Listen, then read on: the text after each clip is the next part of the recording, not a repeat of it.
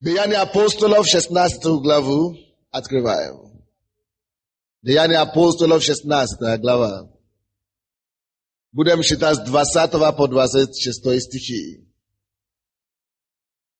20 по 26 стихи. 16 глава, Деяния, 20 по 26. И приведшие их воеводам сказали: эти люди, будучи иудеями, возмущают наш город и проповедуют обещай, которых нам, римлянам, не следует ни принимать, ни исполнять. Народ также восстал на них, а воеводы, сорвавши с них одежды, велели бить их камнями, палками. И давши им много ударов, ввергли в темницу, приказавши темничному стражу крепко стеречь их. Получив такое приказание, он ввергнул их во внутреннюю темницу, и ноги их забил колоду. Около полуночи Павел и Сила, молясь, воспевали Бога. Узники же слышали их. Вдруг сделалось великое землетрясение, так что поколебалось основание темницы. Тотчас отворили все двери, и у всех узы ослабели. Вы слышали эту историю много раз. Но сегодня ты не только будешь слышать историю. Сегодня ты будешь измениться вместе с этой историей.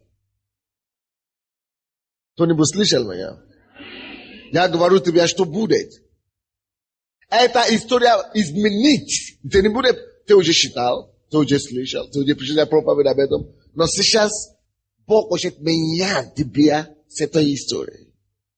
Ты будешь... Так что, как ты слышишь проповеди, переворачивайся, когда твое сердце будет переворачиваться. Когда твой дух будет переворачиваться, иди вместе с твоим духом, не сопротивляй. И будь таким, каким Бог тебя поставит и переделает через эту проповедь. Потому что когда он это делает, когда ему удастся менять и переделать тебя, как ему хочется, тогда тема этой проповеди исполнится в твоей жизни. А тема такова: хвала откроет тебе любую тюремную дверь. Хвала. Длинная такая тема проповеди, обычно моя короткая, но на этот раз длинная. Напиши, если ты пишешь. Хвала открой тебе любую дверь. Любую твою закрытую дверь. Любую. Вы слышали эту историю? Но за что ученикам так жестоко или жестоко наказывали? За что? У них только один грех на душе. Единственное обвинение против них в том, что они сумели или осмеивались проповедовать и свидетельствовать о Господе Иисусе Христе. Это единственный грех и преступление. Вроде бы они приехали в город, потому что тогда люди они не получали зарплаты за то, что они проповедовали Евангелие. Никто никому не платил, что они проповедовали Евангелие. Лишней выгоды никакой не было за эту задачу, которую они делали, из-за которой их так наказывали. Только сред они имели убеждение благодаря встрече с Богом. Они убедили в том, Що є Бог на світі, який спасає і улучшає жизнь чоловіка и делает еще больше, дает жизнь вечную. Они пережили это на себе и решили это благое, это благословение, которое они узнали и получили, и пробовали, и испытывали. Решили это поделить другими людьми, не быть эгоистами. Представляете себе город или страна, где засуха, или голод, или экономический кризис, допустим, здесь. И я скажу тебе, братья, здесь у вас нет работы, экономический кризис, дорогие вещи, товары в городе. Тут на Троещине или возле нас, где-то здесь, в Святошине, открылась СП, совместное производство, или как? Совместное предприятие. И на это предприятие минимум склад это $500. Минимум месячный вклад, оклад, это $500. И у тебя есть шанс быть принят по специальности или по любой специальности, которую ты хочешь. Даже уборщица. $500 минимум. Многие на тысячи оклад. Что ты скажешь такому человеку, который тебя нашел такую работу? Не понял. Спасибо, даже мало. Ты, наверное, попрыгай несколько раз и будешь всю жизнь благодарить. Может, не всю жизнь, но ты будешь, наверное, очень благодарный. Или как вы думаете? И он находит работу для тебя и для твоего мужа и для своих детей. Все. Минимум $500. А некоторые по $2000 в месяц. Ты, жена, $2000. Муж, $3000. Дети по $500.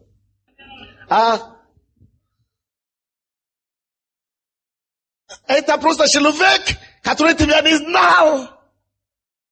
Просто он услышал об этом, получил такую работу и решил тебя тут видеть твое бедственное положение. И решил как-то, потому что он не эгоистичный человек, как-то помочь тебе с этого состояния. Вот с кем мы можем сравнить учеников, которые Павел и Сила, которые поехали проповедовать этот пророк. Вот на современном языке то, чем мы можем сравнить то, что они делают. Так? Они слышали об Иисусе, пережили встречу с Иисусом. А благость, которую Иисус дает, между прочим, намного больше, чем если бы ты получил такую работу, и вся твоя семья были получили бы такие отклады. То, что они прилагают этим людям намного больше. Приехали спасать их душу. Это было их грех и их преступление. Это был единственный грех, единственное преступление их. И вы знаете, вместо спасибо, скажу вам, что они получили. Давайте посмотрим. Вместо спасибо, что получили? 22 стиха. Народ также восстал на них, и воеводы, сорвавши с них одежды, велели бить их палками.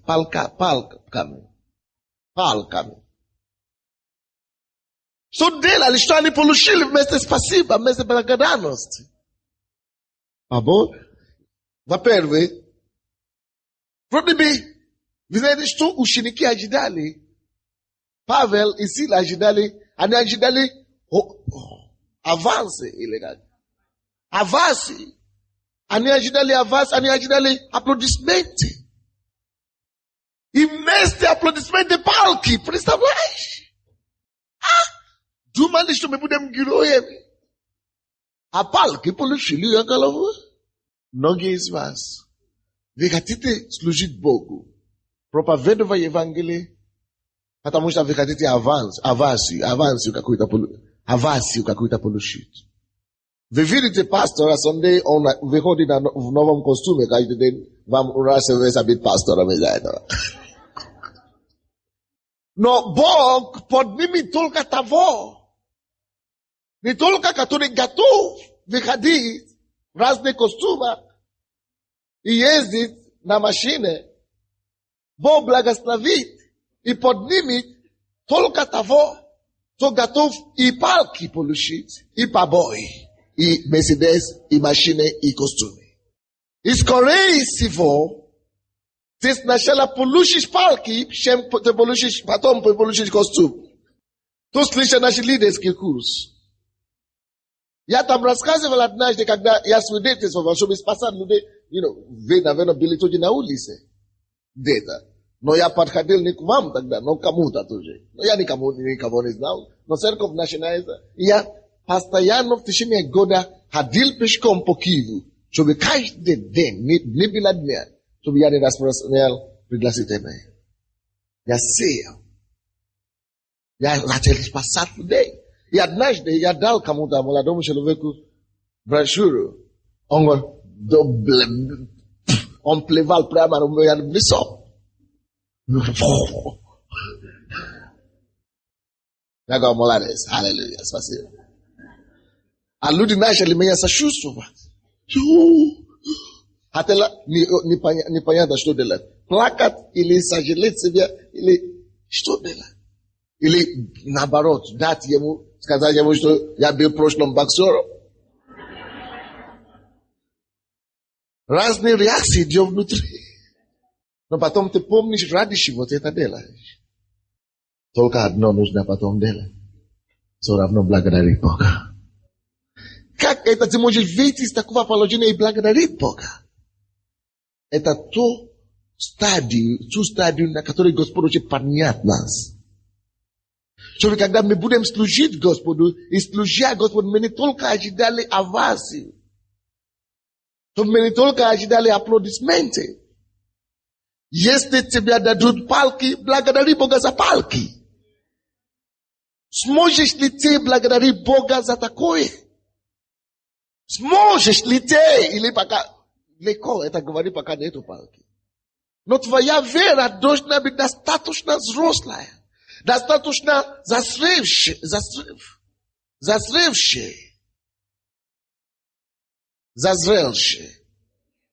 чтобы и палки получить, и побои получить. Готов твое сердце для этого христианства, для такого христианства. И наверху, вместо жалобы, ты начинаешь прославлять Бога. Многие из нас, мы хотим только сладостное счастье. Служения. А слезные счастья не хотим. Если я вам начинаю рассказывать, через что я прошел, вы не захотите быть такой, как я, больше. Но Библия говорит, что мы забиваем задное. И Библия говорит, все это преодолеваем силою возлюбившего нас. Ты всегда должен знать, что побой ты преодолеваешь силою. Есть сила возлюбившего тебя, которой ты преодолеешь эти проблемы. Всякие проблемы. Нету евангелиста, нету проповедника, который призван Богом, который искренний в своем сердце с Богом, который приносит благую весть. Мы распространяем по всему миру не плохую весть, но благую весть. Но мир не всегда будет это понимать.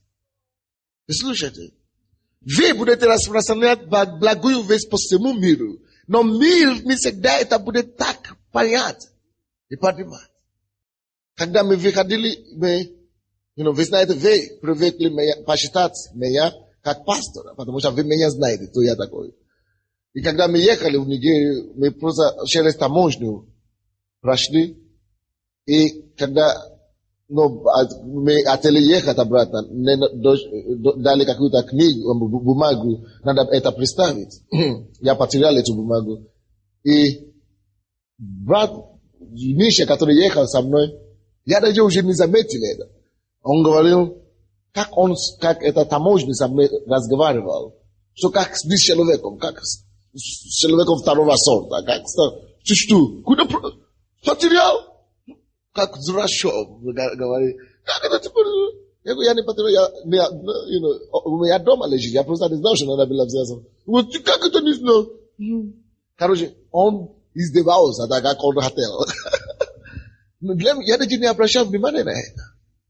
Но зачем обращал внимание на это, когда я знал, кто я такой? И ради кого я это, я могу такой, это, я даже, он говорил, что он бы не хотел, чтобы такое повторилось. Потому что он это чувствовал. Рядом. А я уже это не чувствую. Потому что я проходил такое, когда мне уже все равно одинаково принимаю оскорбление и похвалы. И ты должен быть такой. Ты хороший человек, когда ты несешь Евангелие. Ты не несешь что-то плохое. Ты несешь что-то хорошее. Но ты будешь встречать двух людей. Две группы людей. Люди, которые будут тебя принять красным ковром. Есть такое понятие на русском? Красным ковром. То есть торжеством, с аплодисментами и с похвалой. Есть другие люди, которые тебя будут слышать с ударами и с палками. Если ты научишься одинаково и принять красный ковер и похвалы, ты будешь иметь успех в твоем бизнесовом общении. Но если когда красный ковер раскрытый, ты начинаешь радоваться и восплещать, и говоришь, я такой важный, видите, как я уже стал, видите как. Тебе нравится, ты радуешься. А потом, когда палки пришли, ты начинаешь жаловаться и роптать, и еще даже проклятие высвобождать на них. Ты не будешь расти благодати Божией. Ты не будешь иметь особого успеха в твоей жизни. Я гарантирую тебе. Поэтому я говорил вам с самого начала, что вы слышали эту историю много раз. Вы слышали эту проповедь много раз. Проповедь на этой теме много раз. Но сегодня ты не просто слышишь историю. Бог будет менять тебя через эту историю, самую историю, которую ты очень хорошо знаешь. Когда Бог начинает тебя раздевать и переменять, как ему хотелось и хочется, меняйся с ним. Двигайся с ним. Переворачивайся с ним. Многих нету сегодня на служении. Но значит, это именно вам надо это. Потому что если вы это поймете, вы переживете любую ситуацию, когда остальные падают. Кто-нибудь слышит меня? Когда остальные жалуются, падают и так далее, ты будешь спокойный. А потом Библия говорит, что придет другой день, когда он тебя поднимет. Эти, которые не выдержали, когда побои и так далее, начинают удивляться, почему ты такой успешный, почему ты такой передовой, прогрессивный. Они забили, что когда ты терпел и благодарил Бога, даже во время падения, они тогда не могли это нести. Когда ты слышал такую проповедь здесь, после четверга, только Бог знает, где они сейчас. Это тебя подготовил, ты подготовил себе, ты знал истину тебя, поэтому я освободил. Поэтому ты знаешь, как реагировать в нужное время и разное время. Павел и Сила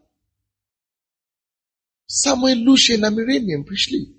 Помочь этим людям, чтобы они не погибли, избавить их от смерти. Библия говорит нам, что тот же самый народ, того же самого народа, кого они стараются спасти, рискуя свою жизнь, Toji sami narod возмутился на них.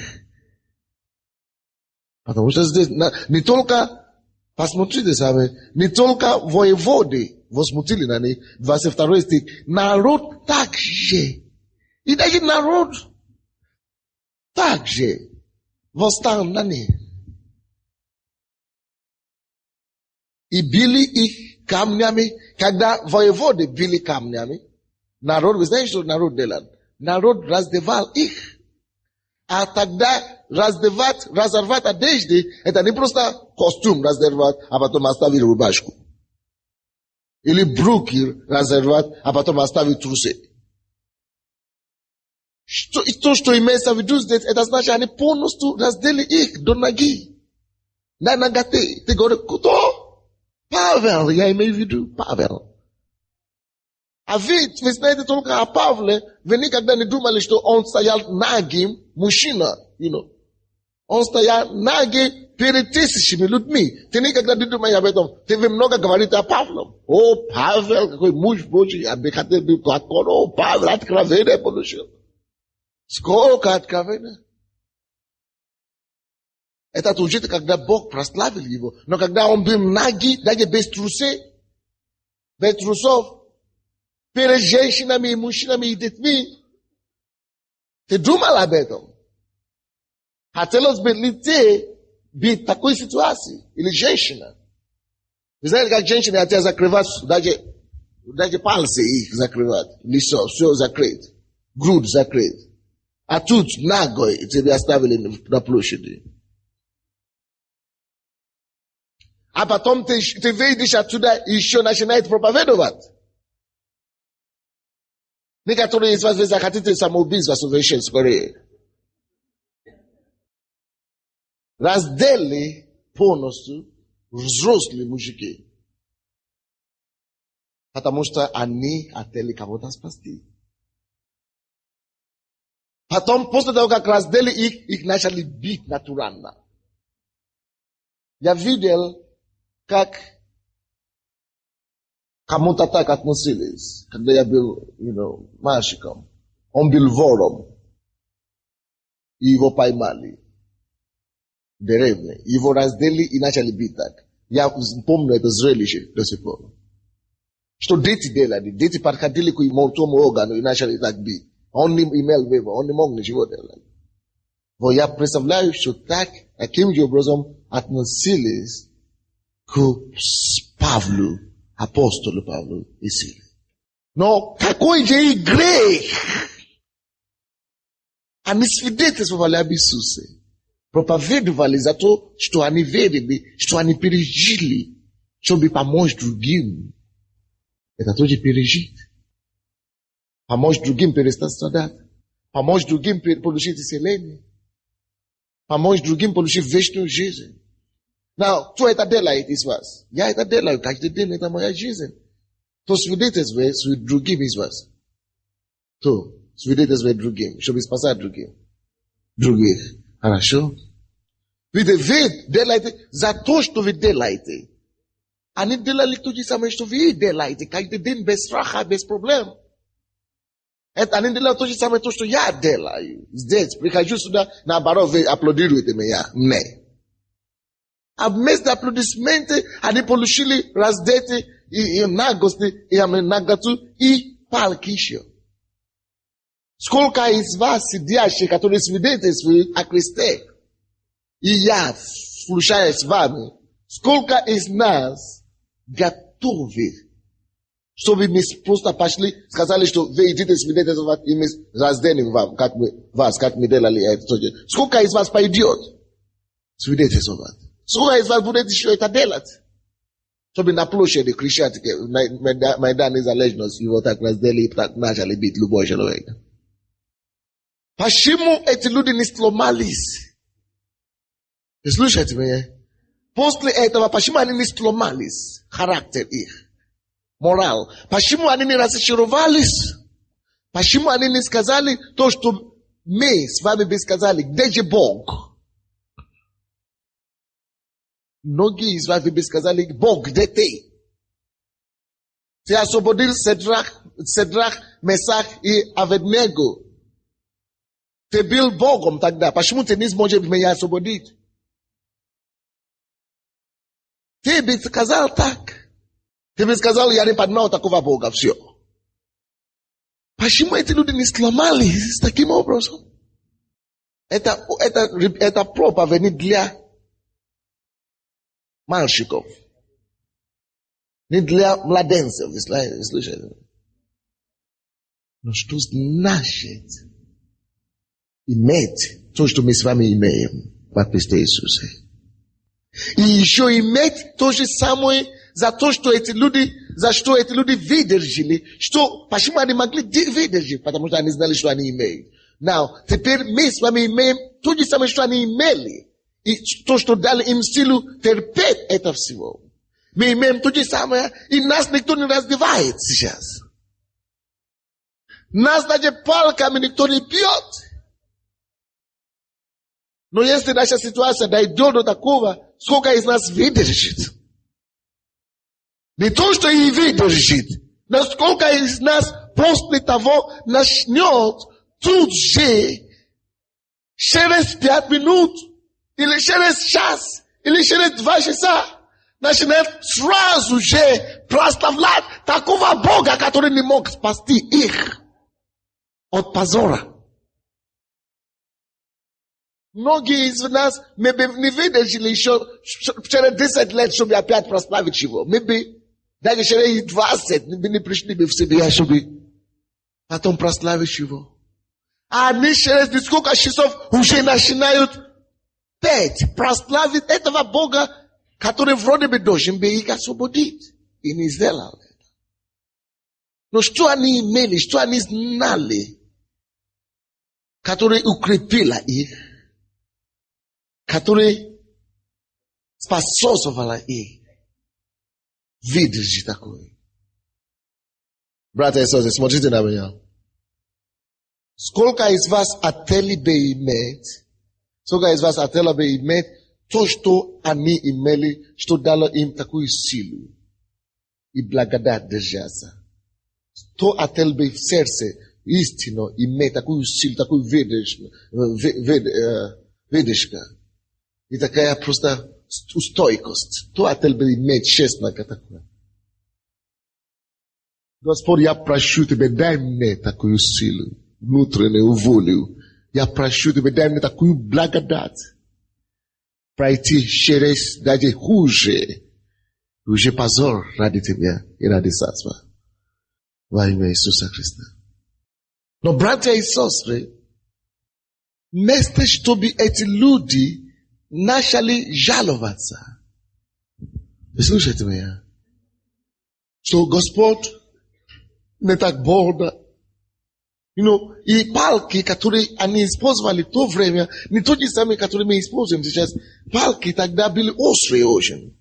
Даже в некоторых палках ставили железные стержень, чтобы потом после удара, потом их дорого так, чтобы раны специально пробить и разрезать тело специально. Вместо чтобы искал бальзам или бандаж, бинты, пошли в тюрьму, где их посадили и сказали: Господь, Ты достоин, Ты Господь, прия славу и честь и силу. В это время спина течет кровь. В это время сознание их, картина все женщины и мужчины, которые смотрели на них голыми. И они пели: ибо Ты достоин, прия славу и честь и так далее. И понимаете сейчас, почему мы в наших условиях сегодняшних должны и руками, и зубами, и ногами держаться за Иисуса? Даже если ты больной раком, каждый день проводить только в том, чтобы прославить Бога. Какой бы условие ты ни находился, как бы тебе не плохо, Щоб каждый с утра до вечера с удовольствием, с улыбкой в руках, а мы в глазах прославлять Бога постоянно. Если они смогли в том условии прославить Бога, то что тогда чем мы занимаемся с вами? Кто-то скажет, я занят, чтобы прославить Бога и так далее. Господь, сделай мою веру настоящей. Укрепи меня и дай мне откровение о Тебе. 24 стих. Получив такое приказание, он ввергнул их во внутреннюю темницу, и ноги их забил в колоду. Что такое колоду? Это как, это самое, да? Цепи, как цепи, да? Ноги их, представляете? Не просто сидели в тюрьме, но еще цепи, скажем, цепи или колода в нога. Ходить даже нормально не смогут. В это время, тех людей, за которые они страдали, так, ну, спят с женой, с мужем и с детьми, и живут нормальную жизнь. А они хотели их спасать. Многие из вас, вы даже не можете за себя страдать, тем более за других страдать. Слушайте меня. Если бы вы страдали за других таким образом, вы бы сказали, Господь, я женюсь за себя, это женюсь за себя, я страдал just так. Это жизнь ради другого человека, это не ради себя. Я же хотел другому человеку помочь. А мне так постигло такой почесть. Но они не жаловались об этом. Почему? Они знали Бога. Вы слушаете меня? Они просто знали Бога. Они знали Бога. И они не жаловались. Вместо чтобы жаловаться, 25 стих, посмотрите, пожалуйста. Около полуночи Павел и Сила молились. Библия не говорит, что плачешь. Библия не говорит, что скорбаешь. Но молились. Библия говорит, воспевали Бога. После такого унижения за веру и за желание помочь другому. После такого позора за веру и за проповедь Евангелия, они пошли домой и сказали, Господь, мы благодарим Тебя, что Ты считали нас достойными страдать за имя Твое. Деяния апостолов, 4 главе, Библия говорит, это о чем они говорили. Ты раньше еще, у них уже было подобное. Мы благодарим Тебя, Господь, за то, что Ты считал нам достойными страдать за Твое имя. Что, чтобы страдать за имя Бога, что я страдаю за имя Бога, это еще то, что честь для меня, что Бог считал меня достойным страдать за имя Его. Братья и сестры, чему я веду этого всего? Встаньте, чтобы слышать, что я скажу сейчас. Встаньте. Я, чтобы вы стоя слышали. Стоя услышать то, что я скажу сейчас. Быстренько встаньте. И вы еще присядете скоро. Потому что это очень серьезно. Почему я говорю вам эту проповедь? Я молился понедельника. Я приехал из Нигерии понедельник. Я был в комнате один с Богом до четверга. Один с Богом. И Бог мне дал 4 проповеди. Четверг я читал одну. Вчера я читал вторую. Третью я читал сегодня. Завтра я не буду читать проповедь. Люди не знали, поэтому их нету. Они думают, что завтра я читаю на завтра. Но завтра, то, что Бог мне дал, это другую тему. Это не проповедь. Это не учение.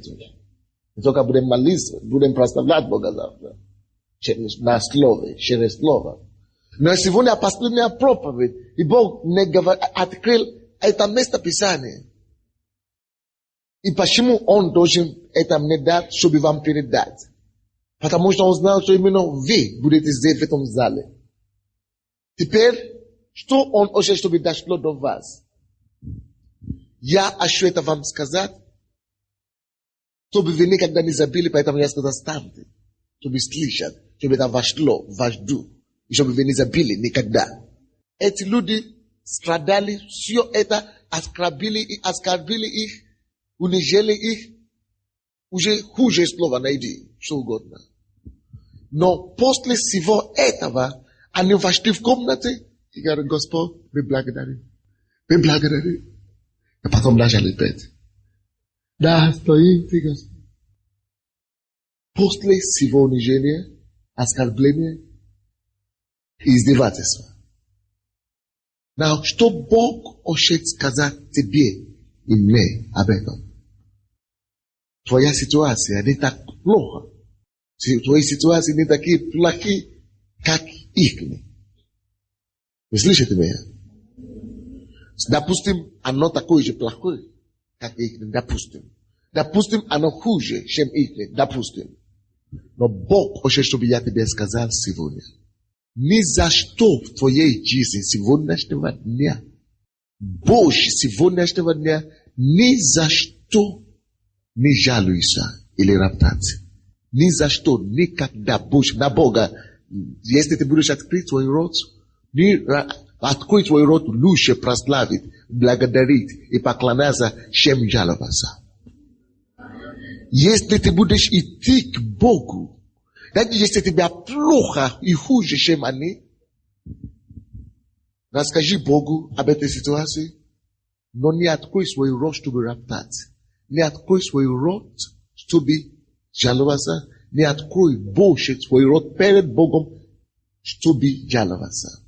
Если ты умираешь от рака, от болезни любой, Господь, я благодарю Тебя, что у меня дыхание еще есть. Я благодарю Тебя, что даже если я умру в теле, я иду к Тебе на небо. Я благодарю Тебя, что когда я страдаю от рака, сейчас я умираю, но я благодарю, что за мою жизнь я мог Тебя познать. Найди сотни другие вещи, за которые ты сможешь благодарить Бога, отвергая те вещи, за которые ты должен жаловаться. Оставляй вещи, которые приводят тебя к жалобу, которые возбуждают жалобы и ропоты в тебе. Оставляй это, закрой глаза на это и найди что-то другое, другие вещи, за которые ты должен благодарить. Я говорю, у меня нет работы. Муж и жена, и дети, мы кушаем только один раз в день. Но скажи Богу, Господь, мы кушаем только один раз в день. Но я благодарю Тебя, что я не наги. Я еще имею что, во что я одет. Мы не кушаем вообще ни раз в день, по 3 дня. Но я благодарю Тебе, Господь, что я Тебя познал. Есть миллионеры и миллиардеры, которые кушают 10 раз в день, но Тебя не познали. Найди 1000 других причин, за что можно благодарить Бога. Если ты вошел в контракт, и тебе твой партнер послал мафию и собрал все твои выгоды или твои прибыли, и раздел тебя при этом, и сказал, иди домой, пустыми руками. Ты не скажешь, что Господь, почему это случилось со мной именно христианином? Приди домой и скажи, Господь, я вернусь со своей жизни. Если у меня есть жизнь, значит завтра еще надежда есть.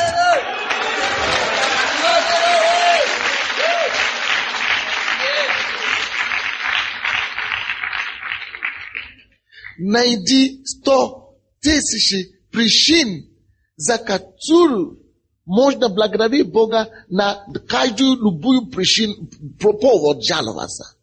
На любой повод жаловаться, найди 10 причин благодарить. Jesteś что-то тебя волнует в твоем сердце. Jesteś тебя что-то за что-то ты переживаешь в течение года. За весь декабрь ты не будешь переживать за них. Ты будешь благодарить Бога за то, что Он найдет для тебя решение и выход с этой ситуации. Ты начни благодарить Бога за них.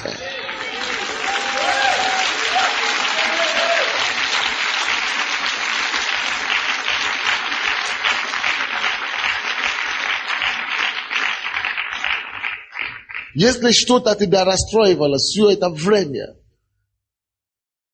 прими решение завтрашнего дня, все то, что тебя расстроило, ты начни благодарить Бога за то, что вещи другие, которые тебя не расстроили все это время. И за то, что Он найдет тебя решение и ответ и выход. За это выход, который будет, который ты еще не видишь и не чувствуешь, начни благодарить Бога сейчас. Многие из нас с вами, мы страдаем не из-за того, что мы хотели другим помочь. Мы страдаем из-за вещей, которые мы сами на себе овалили. И мы еще и жалуемся. Даже если это не по нашей вине мы страдаем, благодари Бога, что ты еще можешь говорить.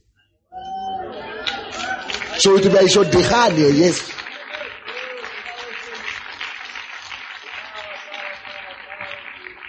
Что у меня еще дыхание есть, а ты чтобы тебя благодарить. Вот за это я это дыхание буду использовать, чтобы его и благодарить. Аллилуйя. Братья и сестры. Когда вам не очень приятно, когда вам не очень хорошо, когда вам что-то расстраивает вас больше всего, братья и сестры, найдите силу себе, подойти к Богу. Если плакать только Ему, но не роптать Ему. Если ты расстроился, подойди только Ему. Говорит, Господь, я расстроен в плоти, но я ищу Тебя восхвалять и благодарить за эти ситуации. Расскажи Богу, что они делали, они молились и воспевали, прославляли. Я думаю, что когда они молились, может быть, они делали то, что они делали в Деянии апостолов 4 главе. Они рассказывали Богу, что посмотри на угрозы, посмотри, что с нами случилось, но зато мы благодарим и хвалим Тебя. Что через этого всего мы не видим выход, мы не видим пользу в этом, мы не видим через чего ты прославляешь. Что дает тебе славу в этом всего? Мы не видим, но мы благодарим. Потому что все то, что мы не видим, Он видит. Мы не видим путь, где это его прославляет, где это ему дает славу. А Бог, через все то, что ты проходишь, все ужасное, что ты проходишь, видит путь, где Он будет прославляться. Потому что после этого они раздели их, убили их и так далее, оскорбили их. Они начали прославлять Господа через благодаря тому, что это все ужасное случилось с ними. Они пережили самое большое чудо в их жизни. Они видели, как Бог оставил небо и послал землетрясение ради них. И они видели чудо, как землетрясение могло открыть двери и оставить здание целое, только чтобы их выпустить. Они видели чудо, как землетрясение может освободить от колоды, от цепи и оставить их целыми, не раздранить. Они видели чудо, как ради них охранники плакали, потому что Бог явил им чудо. И через это охранник спасся, весь его дом спасся. Потом это был ключ к пробуждению в этом городе.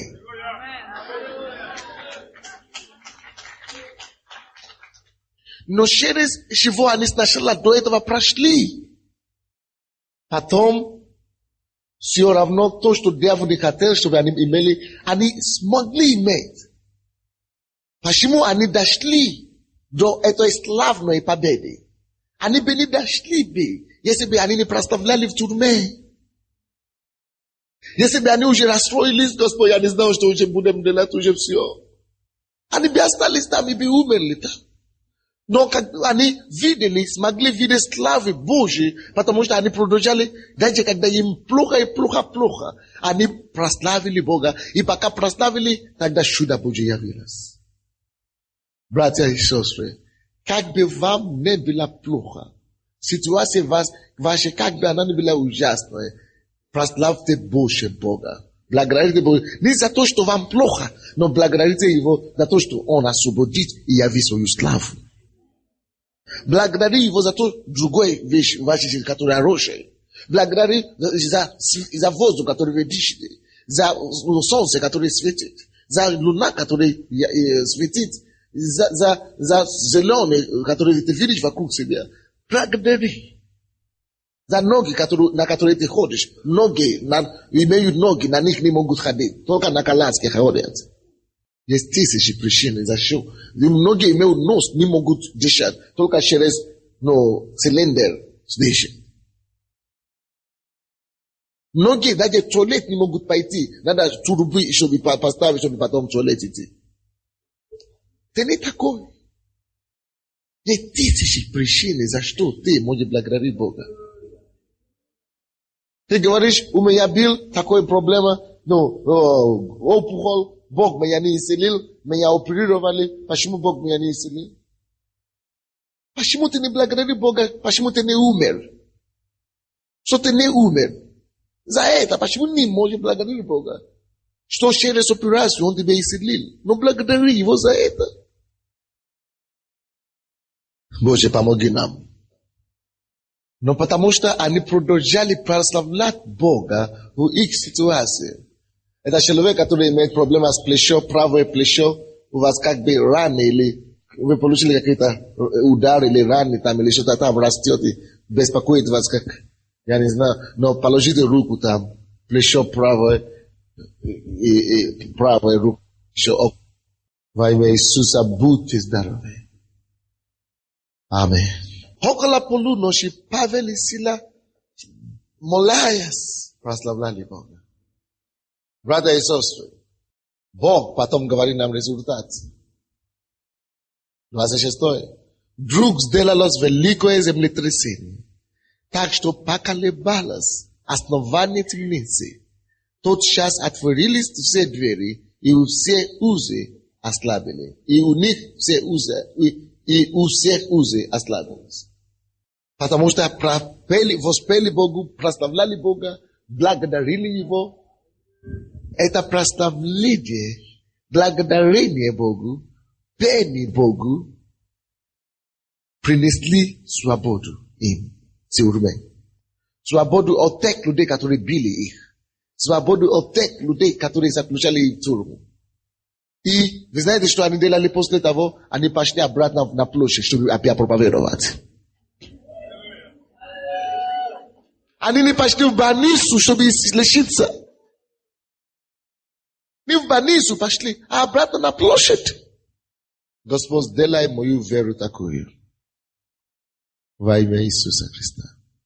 Аминь. Я получу. Брат, сестра, смотрите на меня. Есть, я не знаю, как это, но женщина здесь. И у вас ситуация такая, женский орган. У вас не просто течение крови, или как кровотечение. Но вроде бы у вас раны. Извините. Но Бог силою и помазанием Духа Святого прикасается к вам сейчас во имя Иисуса. Это кровотечение прекращается. И раны заживаются в имени Иисуса Христа. Братья и сестры, может быть, ты в своеобразном тюрьме, темнице, оскорбление, темнице неудачи, темнице старости или что бы это ни было. Начни восхвалять, воспевать, благодарить Бога за свободу, которая тебя ждет. Начни восхвалять, благодарить Его за то другие вещи, которые у тебя есть, которым ты наслаждаешься, которые ты не замечал. Начни благодарить Бога за это все.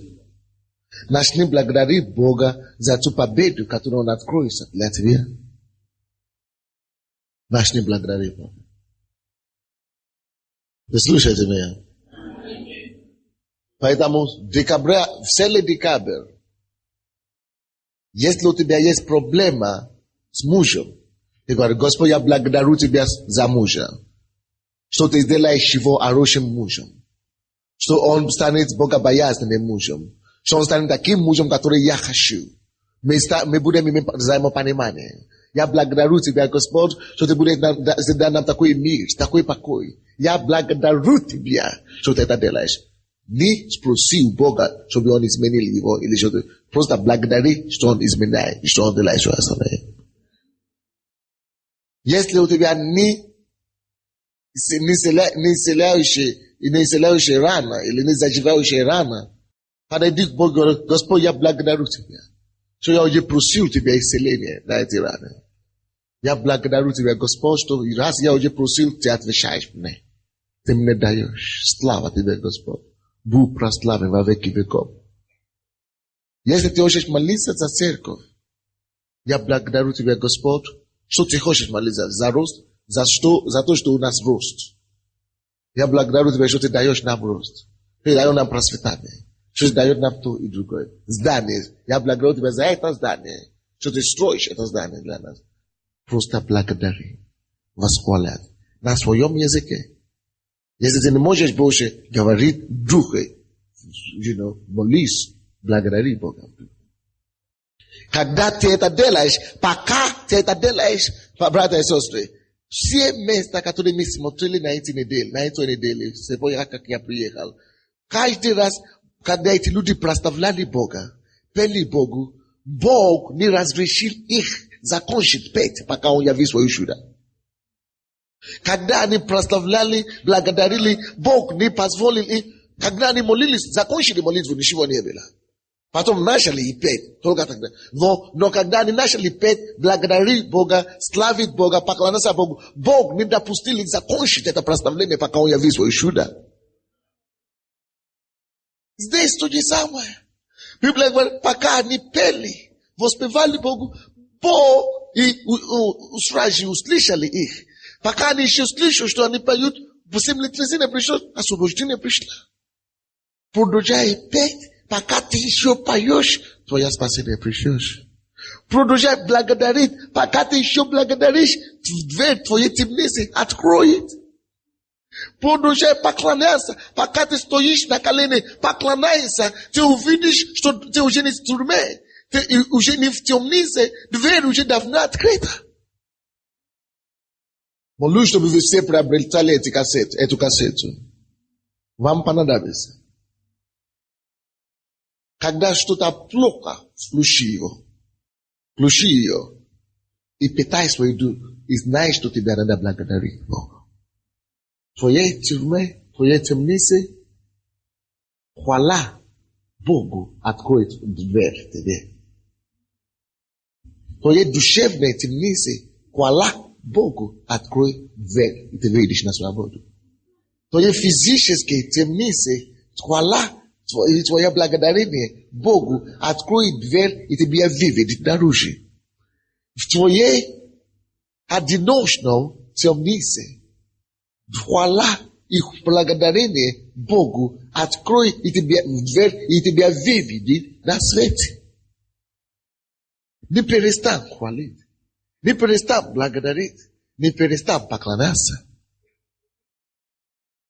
Пускай это будет образ твоей жизни. Одно место Писания мы закончим, Колоссянам. 3 глава 16 стих. 3:16.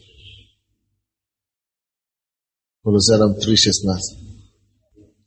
Слово Христово да селается у вас обильно, во всякую премудростью, научайте и разумляйте друг друга псалмами, славословием i duchownymi pieśniami благодати воспевая в сердца ваши Господу.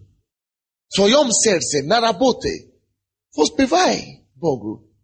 Но, вы знаете, это будет тяжело вам делать, пока слово Христово не вселяется в вас обидно. Если ты видишь, что тебе тяжело благодарить, тебе тяжело прославлять, тебе тяжело поклоняться, начни читать Библию. Начни читать слово. Начни наполнять твое сердце Словом Божьим. Когда слово будет обидно в твоем сердце, ты начнешь, ты не замечая это, сам себе петь, сам себе радоваться. И другим петь, и другим учить петь. Я уже сказал в офис администратора нету. Кто-нибудь духовный, административный слушает. Я приехал первый день, я звонил в офис, или второй день. Я сказал, чтобы секретарь, я заказал, чтобы напечатали все песни, прославления слышали, все песни, которые мы поем в этой церкви. Пели, которые мы больше не поем, которые мы пели когда-нибудь, все, и те, которые мы будем петь. Напечатайте все, распечатайте, сколько будет стоить, не важно, сколько будет стоить. А потом продавайте там на продаже. В этом декабре месяце вы должны это делать. Я вообще сказал, на следующей неделе, в следующее воскресенье эти должны быть готовы. Вы слышите меня? Есть вы административные, вы слышите меня? Это должно быть готово. Ты начни молиться и благодари Бога за деньги, чтобы купить твои. Потому что это будет с собой в метро. Ты будешь петь себе в своем сердце. Ты будешь петь в трамвае. Ты будешь, чтобы ты ходил и жил, и постоянно хвала и прославление.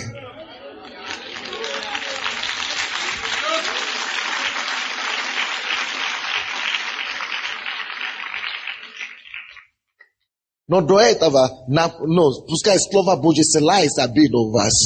Это само по себе будет давать вам песню в уста. Аминь.